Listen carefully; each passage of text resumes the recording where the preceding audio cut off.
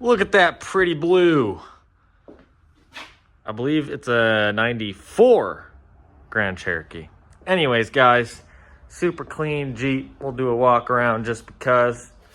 For a 94, aside from maybe some paint peeling on the hood, look at this interior.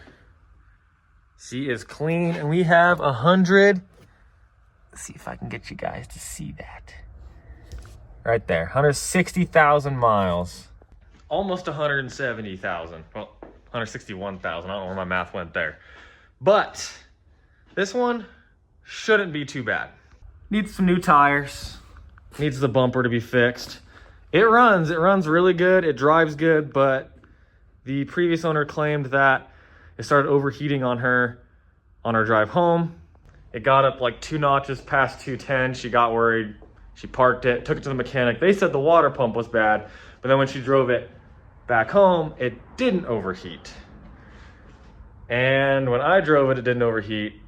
And so it's like intermittent. So my first thought is temp sensor, because that can kind of cause intermittent things. It does start right up in the morning, but last time I tried to start it when it was warmed up, it kind of had trouble starting once it was warmed up, which could be, again, temp sensor. She is also low on coolant. I can't see any. I don't know how low it is, so we're gonna throw some in there. Throw a temp sensor on it, and then we're gonna run it, and we're also gonna check for leaks, because if she doesn't have any coolant in there, she could be leaking out of the water pump, which if that's the case, then yes, we gotta change it. But we're gonna start with the simple stuff first. Temp sensor, fill it up with coolant. See if this thing even tries to overheat. Well, I didn't even have to do anything yet. If you look at the top of the coolant hose, you can see there is coolant coming off the water pump onto the hose. It is dripping right off of that guy. It looks like we do got a bad water pump. It's definitely leaking out of the weep hole. So we're gonna pull this apart. This, the belt tensioner on this thing is a little more annoying than the 2nd gen ZJs, but it's still not bad. So I'm gonna pull the fan off, the shroud out, pull the belt off, and we'll just get everything off first, and then we'll go get the water pump and just slap her back together. There we go. Man, they squeeze that nice and tight in there. And she's out and rusty and nasty. What we'll probably do is we'll try to see if the auto parts store also has a new pipe, and we'll just throw a new one on because they can leak. She's nice and clean. I think this is the first time it has ever been changed out. Those gaskets were horrible. Guys, please go get you. Where did it go? Where did it go? Where did it go? Oh no. Oh, it was blending in. I love these carbide blades. They are so nice, and they make cleanup so much better than just a razor blade on there. Go get one of these. They're only 30 bucks. This one's from O'Reilly's. It's a Titan brand, all right? Go get it. It's not an advertisement. I just like the tool. I really like it. So we got us some ports. We got our Duralast water pump. Okay, guys, look. I prefer Napa over anything, but there's some things at Napa I don't like because they're always remanufactured. Exhibit A, water pumps, power steering pumps. What else? Alternators. They only sell reman stuff. At least at mine, and it sucks. I do not trust reman stuff. And Duralast has a lifetime warranty. I've really never had a problem with it. So Duralast is actually a good brand. Don't listen to the reviews at auto parts stores because half the time it's just from idiots that didn't install things right and then they blame the store. Well, I got the wrong water pump. I actually haven't seen one like this before, but it's more of a like temperature control one. So this one is a lot more flush, and it's the mount for the pulley is what I don't know what I was trying to say. The bolt holes for the pulley are a lot wider than this pulley is, and what this is. And as you can see, this one sticks up a lot farther and actually has room for the pulley, and this one is more flush. So luckily Advance has a CarQuest Premium one, so I'm gonna return this, run to Advance, and then we'll be back and ready to install it. I did not notice that. That is my bad. I didn't know they had 2 different types. So I don't know what you'd use that one for, but hey, I don't need it. It can go to somebody else. Kind of funny, I was talking about how much I like the Duralast pumps, which I still do. and then it ends up being the wrong one, but whatever. I do like Advanced too. Their CarQuest Premium are really good. That's what I've always used for my Jeep.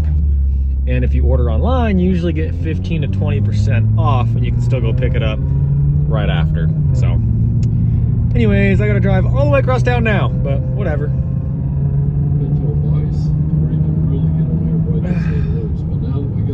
I have a YouTube video playing on my radio. Boom! There she is. New water pump, new thermostat is in. We are all ready to go. So I'm gonna torque these down, throw it all back together. We'll throw some coolant in, and then make sure she holds temp. And aside from that, it just needs some wheels and some interior cleanup. I mean, this is a really easy one. So we still gotta verify that everything works as it should, but it should.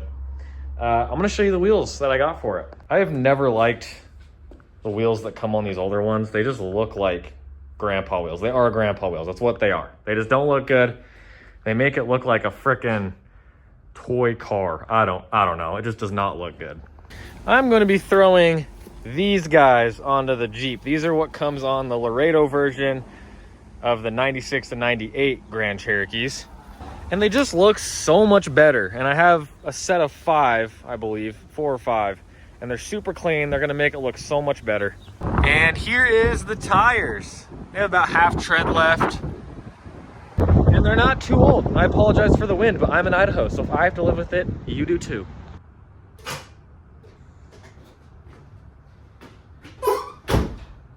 Forgot to change out these battery connections. I don't want to. I don't want to. There we go. How much more invest gonna start now? Nope. All right.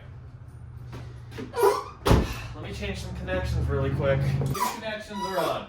Now she'll start.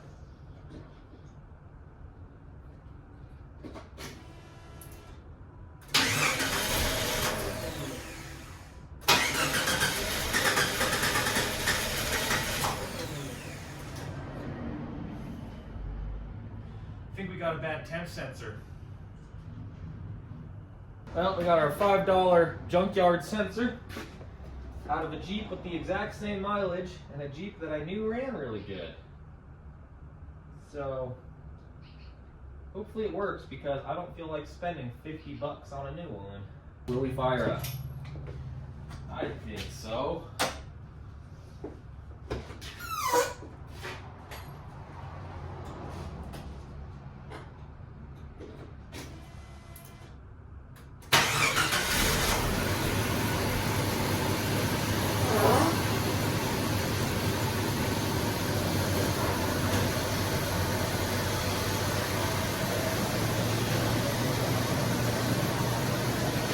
So far, so good. Got our funnel held in with some duct tape. She's slowly burping herself, so. Look at that butte with no bumper. I feel like I've been doing a lot of gaskets on these lately, man. What's going on? Don't know. We're not even halfway there yet, so I'll see you in a couple minutes. Okay, she is all bled up. No leaks. I did notice our reservoir is cracked quite a bit. So we're gonna get one of those, and then we will put our skid plate and our bumper back on. And then we can take her for a drive up down the road. And then we can get some tires, because these are bad and I'm not driving it on the freeway like that, because I care about my life. I found one. She was already unbolted for me. Only thing broken is the top bolt hole. No big deal.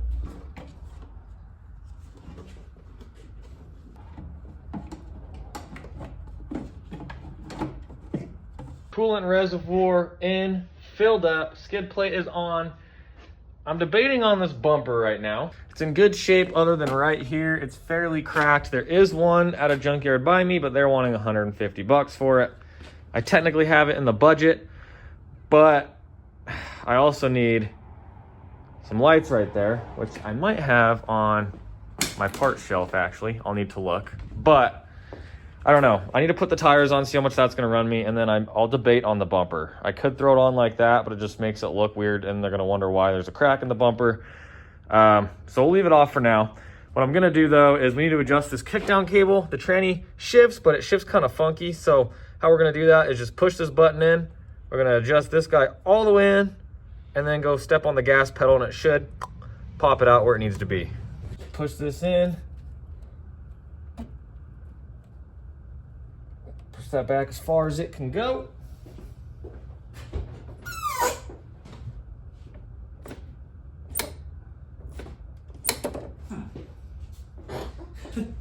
You know, guys, that is supposed to work, and it did not. Well, it's easy enough to adjust, so we'll just have to, there we go. Maybe that'll work.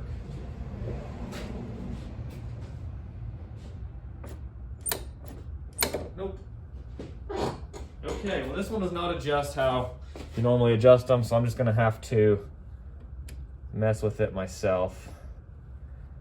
Not a big deal. I'll probably just put it right there for now, and we'll go take it for a drive and see how it does. What we got going on here is this is our little gas tank shield to protect from the heat on the exhaust. And currently, the exhaust is rattling on it. Either a bushing on here is worn out, or this is kind of bent out too far. Either way, I need to take it off and probably try to bend it in, because that rattling is super annoying. So I stuck like a 1/4-inch nut in the far mounting hole of this heat shield, and that pulled the heat shield away from the exhaust, and now it doesn't rattle at all. I just dumped all the coolant that I had drained out of the car before I did the water pump into here. Guys, it had less than a gallon in this thing. No wonder she was overheating. I don't think the water pump was bad. It was just starting to leak out of the weep hole. I mean, it's a sign it's going bad, but if she would have kept up on the coolant, probably wouldn't have overheated, but I mean, not many people know that, so glad we got it fixed. Guys, I think I need to take a break from Jeeps after this and the last one I have in my yard. I done picked all of them apart. I had to go buy a park signal light, new off the shelf from the junkyard, for 60 bucks. That's ridiculous. I usually get them for 10. Gotta do what you gotta do, but man. Anyways, I did have a side marker on my shelf though, so we can use that. We'll throw those on, and then I did not buy a new bumper. Here it is now with the old lights, and here's the new lights. Nice, shiny, complete. We got the bumper all stitched together. She's got her little battle scar, but that'll work, and you can really, you know, you'll barely notice it. We got that thing on. Looking clean. And of course, here's the stupid grandpa wheels. And here is the new wheels. Dang, that looks so much better, dude. Makes it look a little happier, a little more alive. More like, I'm a teenager and I drive this, not an 80-year-old man. I don't know, personally, one of the biggest things on flips is the wheels. If you have it in the budget and the wheels are ugly, get new wheels. It is a huge selling point because it just makes it look so much better. But I'm gonna torque them down, and we'll come back tomorrow, get this thing cleaned up. She's ready to go. I'm cleaning out the Jeep right now, and I always change these donut tires out because I just don't like them, and I feel like every time someone gets a flat, it's in the middle of nowhere, and you want a tire that you can actually go full speed and trust for a while. So I'm changing it out. Anyways, this is the original spare. It is from 1993, dude. Holy crap. It's in good shape, but that's going in the trash pile. I hate those donut tires, dude. They suck, and they're not safe. Well, let's see how she starts up 24 hours later.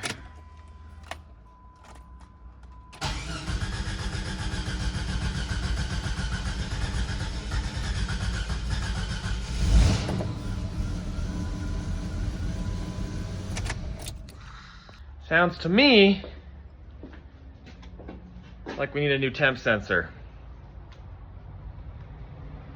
Come on, man. So it's done this to me only twice, where randomly it'll kind of have a hard time starting after a sec. And it can be a voltage thing, it can be a fuel thing. I'm not 100% sure. So we're gonna hook a fuel gauge up to it and see.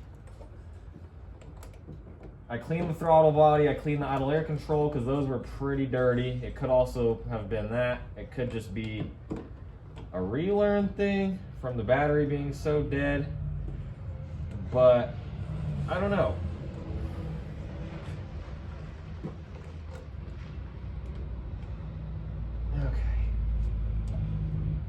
Okay. All right, I'm gonna prime it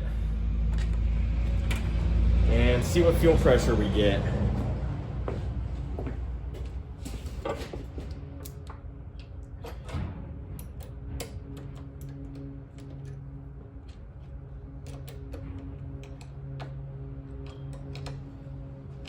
Okay.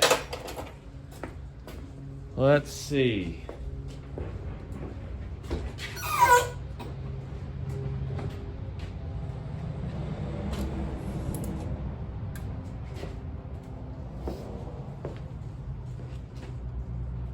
Well, we've got 42 pounds of pressure.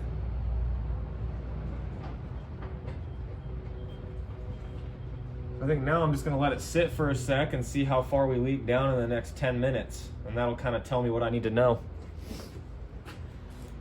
It's been 10 minutes and we're still at 40 PSI. So it's not a fuel issue. I think it's either a temp sensor issue or just a dirty idle air control. Possible the computer needed to relearn for a sec since the battery was disconnected. But I got a newer temp sensor in it that I had laying around. Got the idle air control in, so we'll fire it up now, see if everything's okay. Then we'll do one more drive with it. We're gonna let it sit for a couple hours. I'll try to start it again, make sure it's okay. And then we'll try to start it up tomorrow morning and hopefully it fires right up. All right, battery's been hooked up all night. Let's see how she does.